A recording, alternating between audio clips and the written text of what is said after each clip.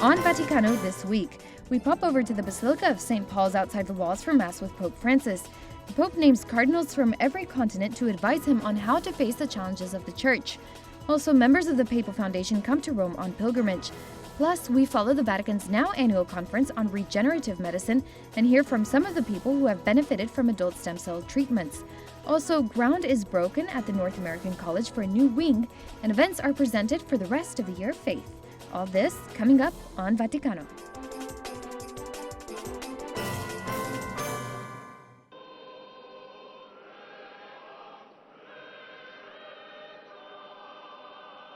The successor of Peter, Pope Francis, was in the Roman Basilica of St. Paul's outside the walls on April 14th for Mass. There he prayed at the tomb of the Apostle and recalled his great faith and witness. We are at the tomb of St. Paul, a great yet humble apostle of the Lord, who proclaimed him by word, bore witness to him by martyrdom, and worshipped him with all his heart. These are the three key ideas on which I would like to reflect in the light of the Word of God that we have heard: proclamation, witness, and worship. We should all ask ourselves, how do I bear witness to Christ through my faith? Do I have the courage of Peter and the other apostles to think, to choose, and to live as a Christian, obedient to God? To be sure, the testimony of faith comes in very many forms. Just as in a great fresco, there is a variety of colors and shades, yet they are all important, even those which do not stand out.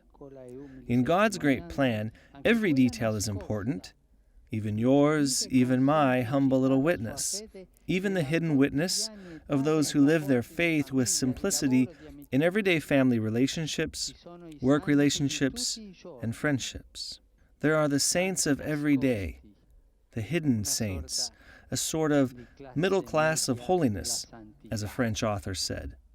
That middle class of holiness to which we can all belong. Questa classe media della santità di cui tutti possiamo fare parte.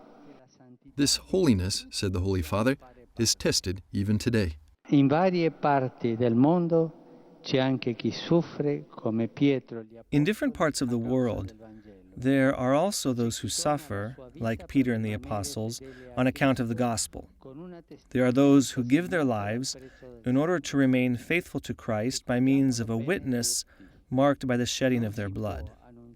Let us all remember this.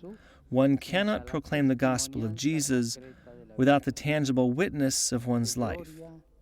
Those who listen to us and observe us must be able to see in our actions what they hear from our lips, and so give glory to God.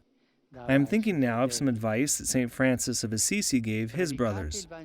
Preach the gospel, and if necessary, use words. Preaching with your life, with your witness. Inconsistency on the part of pastors and the faithful between what they say and what they do, between word and manner of life, is undermining the Church's credibility. E il modo di vivere mina la credibilità della Chiesa. With this celebration, Francis has now visited each of the 4 major Roman basilicas as Pope.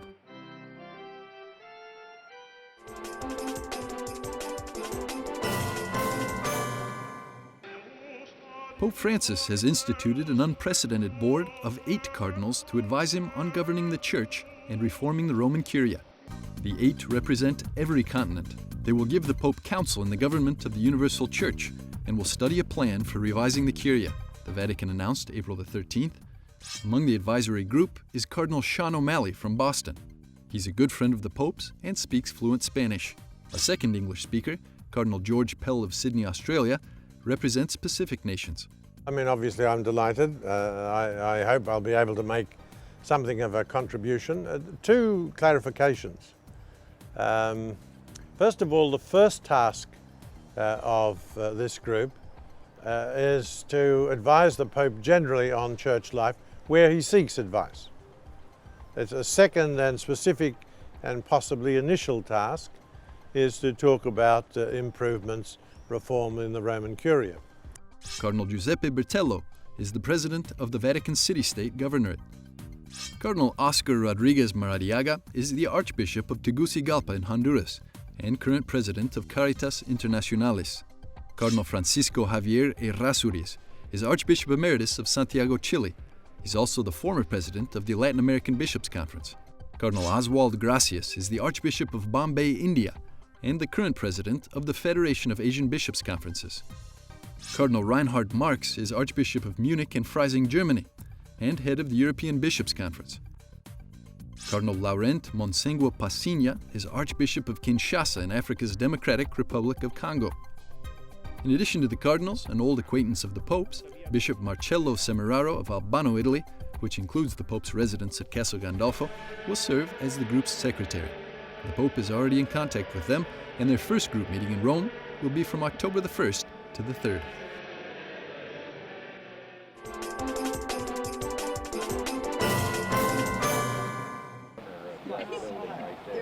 Every year after Easter, this group of benefactors makes a pilgrimage to Rome. They were here to see the Pope and to give him a check for $8.6 million. It was clear that he connected immediately with everyone in that room and they with him. Once he was told, as he was in preparation for this audience, that these are the people making it possible for him to help the poor, there was already a bond. And he just came into the room beaming. And I thought it was a tribute to his desire to meet them, that he said, why don't we do away with all the formal talks? Why don't we just start saying hello to each other? I've never seen that happen, and it was just so beautiful. So every one of them had a chance to come up and introduce themselves and say whatever they wanted to say. I'm anxious to see what that will look like, but I suspect every one of them is going to have a great picture. It was so humbling and such an honor because he's such a humble, sweet man, and just to meet him personally was really terrific.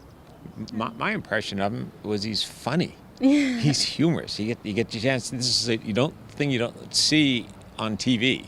Is when you're in person with him, you get a chance of his humanity. And he was funny when he walked into the room. He's just enjoyable to be around. The communication with his face and his eyes was amazing. And honestly, when I met him, I don't know if you said anything, but I said nothing. I was absolutely struck dumb for a second. Knowing that full well that we found out later that he understands English, he just doesn't speak English. So knowing that, or thinking that he didn't understand English, it wasn't too much to be able to say, to communicate with him. But it's like Eileen said, his eyes communicated everything. I mean, he is just an incredible person. For 25 years now, the Papal Foundation has been donating millions each year towards charitable causes of the Pope's liking. Years ago, a number of American cardinals got together and some American lay leaders and said, how can we do something systematically to help the Pope so he can count on every year getting something he'll have that he can use for the poor anywhere in the world. We can only begin to imagine the number of requests he gets. So the first of these visits to Rome with the gift of the Holy Father was all the way back in 1990. And it's that simple. These wonderful laymen and laywomen who make a contribution to the Papal Foundation, they become what we have named them stewards of St. Peter. Oh, it's wonderful when you see what the foundation does for different areas, people who need to be helped. It's a wonderful organization. Yeah, it gives you a feeling of being involved in the universal church. Without their scholarship, I wouldn't definitely be studying, because the scholarship they give is covering both the accommodation that is in the college where I'm staying and also the tuition fee at the university. That is basically the main challenge we have. If we don't have a place to stay and a university to study, then we are not able to meet these costs. Giving is what our faith is all about, And as we read the Gospels, we're reminded every day about helping the poor. And so giving is probably the most satisfying thing that I can do, or we can do as Christians and as Catholics, and as part of our faith. The Papal Foundation's changed my life, brought a new geography, and I feel a deep sense of commitment to the Church and to give back what has been given to me generously. Stay tuned. After this commercial break, we'll be attending a Vatican conference that shed light on adult stem cell research. Welcome back. You're watching Vaticano. The potential of adult stem cells. That was the focus of this Vatican-sponsored conference in mid-April. We have identified cells that are in all of us, in the body, in the bone marrow, in various organs, which have the ability during the course of our life to replenish and rebuild our tissues. By identifying those cells, you can take them out, you can concentrate them, purify them, and then develop products that can be given back to people in the same way as drugs, and hopefully result in improved disease outcomes. We're trying to develop therapies that are not simply going to be palliative or improve symptoms, but rather have a major impact on tissue repair and regeneration, which should allow us to have a benefit that changes the paradigm. In other words, rather than short-term effects, we're looking for sustained longer-term benefits from a simple introduction of one dose of cells.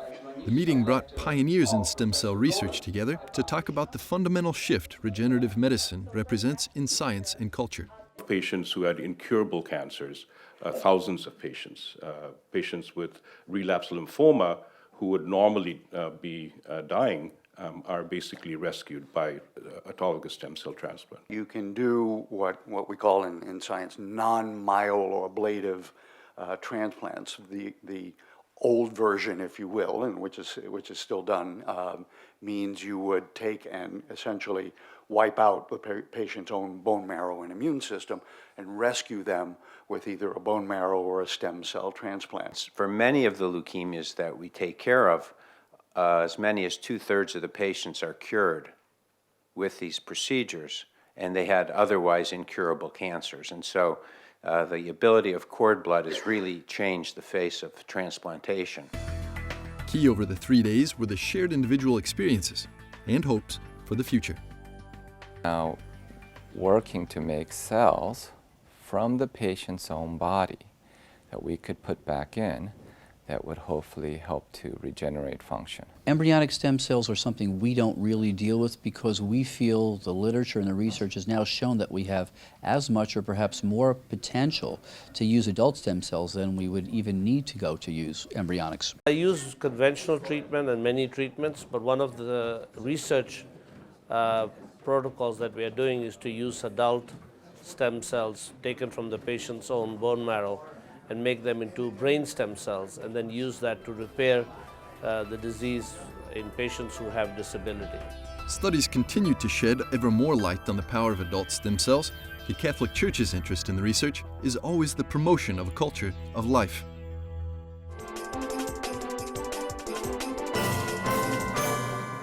They're secreted, and we're Incredible stories of healing were somehow commonplace at the Stem Cell Conference.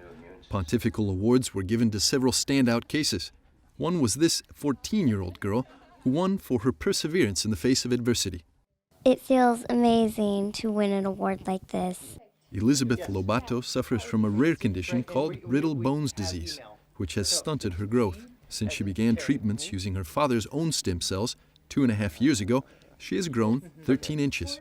As her parents, we would do anything for her. We would give our lives for our daughter. However, we couldn't ask that of anyone else.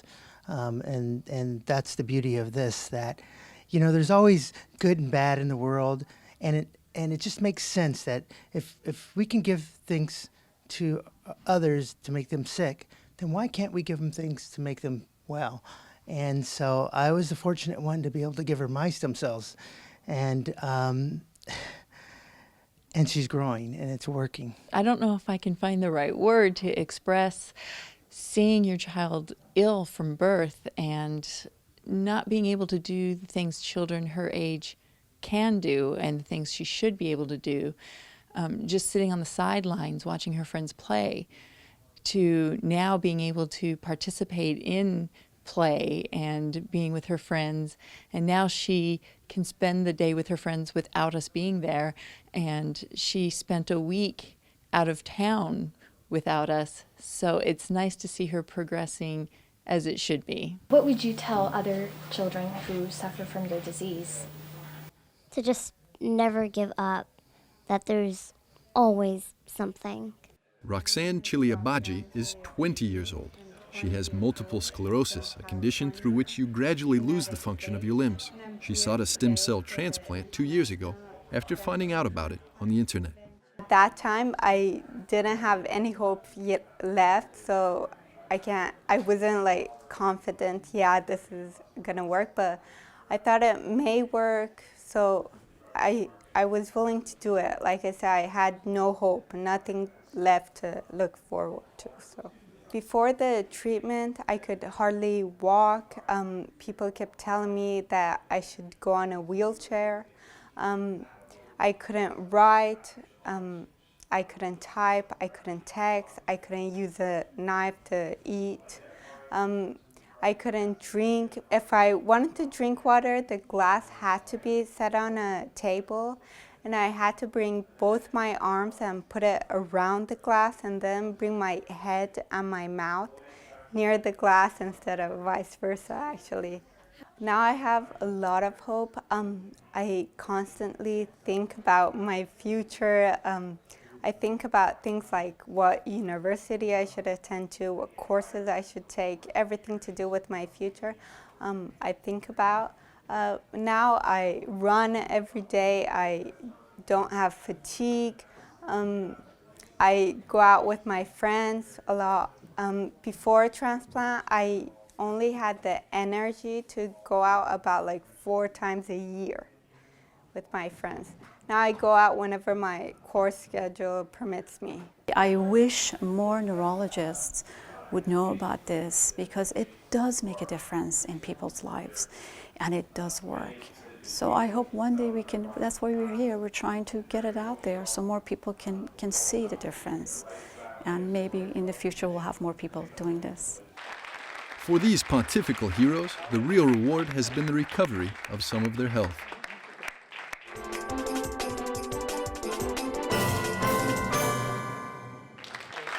The power of stem cells can only be known through the power of communication.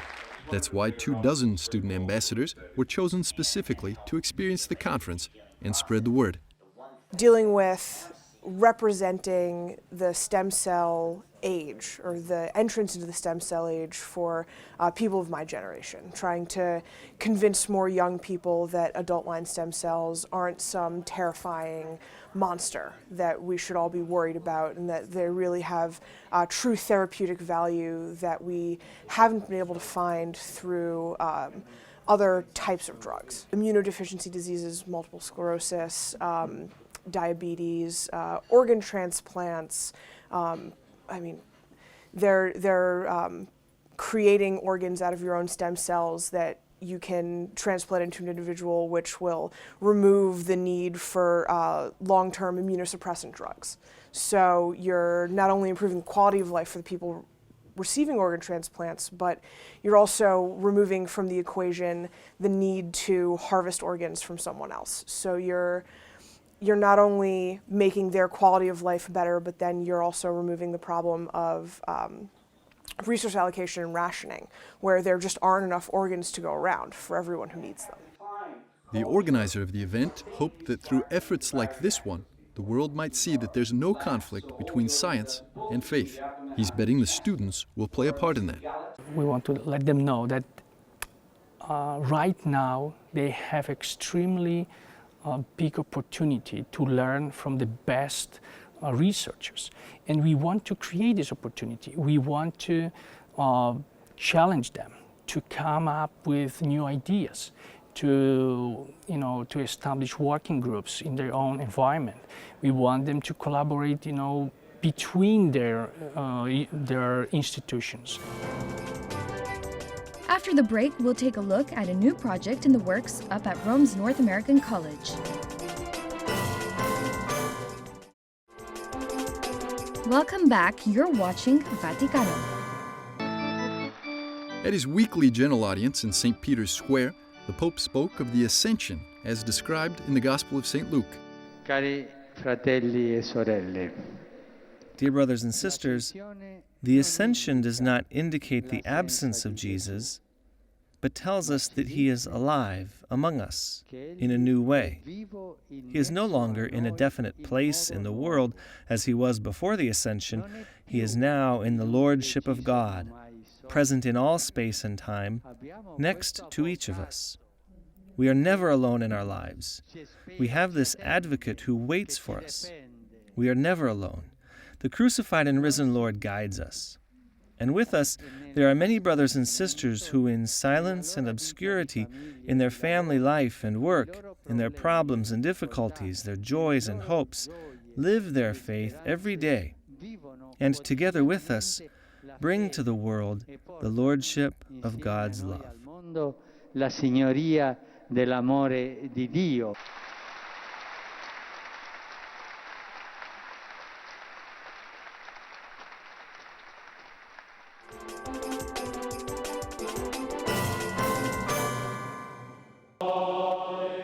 Within months, this open space at Rome's North American College will be transformed, and it will be fundamental to the formation of many of America's future priests. At this April ceremony, ground was broken for a new building to be used by U.S. seminarians in Rome. The Molda family made it happen. We've been blessed in so many ways, and we have a firm belief that it's important to give back in every way you possibly can. And so we feel so strong about the church and about youth and education. So what better project, what better initiative could we support than this new facility for the North American College? The NAC has plenty to be thrilled about. With enrollment at capacity, the time has come to expand. Primarily it's going to be for classrooms, 4 state-of-the-art classrooms. In front of the classrooms will be set up as a sanctuary, so it'll be used for teaching liturgy also for the men. Then there's also going to be a floor with a private Blessed Sacrament chapel, which will be close access to where the men live. There'll be practice chapels for homiletics and mass practicums, which are so important for the men to learn, obviously, in this day and age. There's going to be a floor for a quiet reading room on the top floor, kind of glass with a beautiful view of the city and the dome of St. Peter's Basilica for the men to read and study in quiet. And there'll be a floor for guests, and there'll be another floor for faculty and administration offices and meeting rooms. It's a great day for the North American College and for the Church, Universal. Certainly the work of forming new priests is foundational for the Church and the future of the Church, and this building will be for our college too. It'll provide it for not just our needs now, but for the needs for many years to come. So it provides a good present, but also future for our college.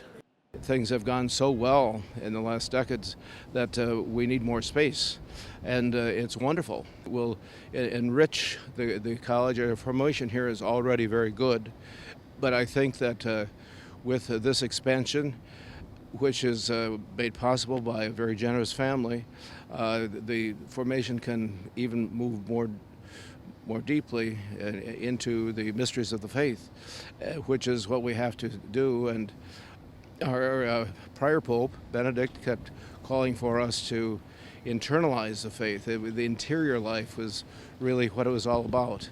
And with the chapel, but with prayer space in this new facility, they will be encouraged even more to grow in their life of prayer and their interior life.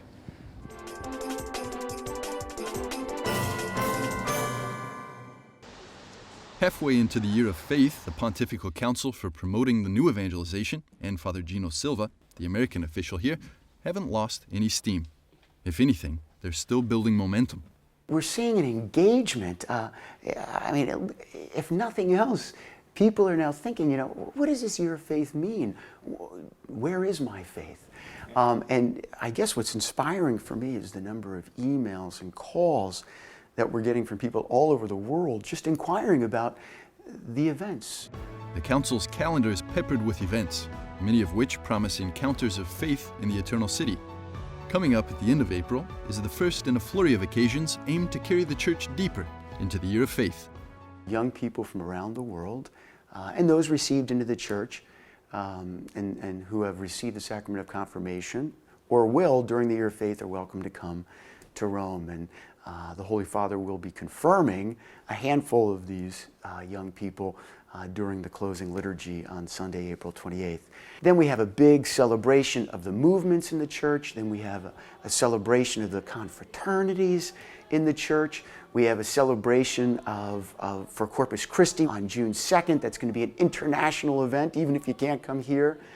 We have an incredible celebration for those who are studying for the priesthood and are in formation for religious life, and anyone on a vocational pilgrimage. That'll be 4 days here in July. We have a weekend celebrating Evangelium Vitae in June, which is going to be tremendous, where people coming from all over the world to celebrate the gift of life from conception till natural death. And so how do we, here at the Tomb of Peter, with our Holy Father, have such a turnout and such a voice in harmony with Christ that the secular and relative world is going to have to listen and say, wow, there is a culture of life coming out of the Church. In the fall, we have a wonderful event for catechists, for families, celebration of Mary. So we have all of these incredible events that we're inviting people to. And what's so tremendous is that bringing people here, what we're trying to do is we're trying to not only demonstrate the joy of being a universal church, but we're also trying to help people understand by their experiences here a few things. We're going to offer people an opportunity to profess the creed at the Tomb of Peter. We're also going to be offering people the opportunity to celebrate the sacrament and receive the sacrament of reconciliation, which is really the sacrament of the new evangelization of God's divine mercy, of saying, come on home. You know, you can always be forgiven. There's always new beginning. All of the events can be found on the Council's website, www.annusfidei.va.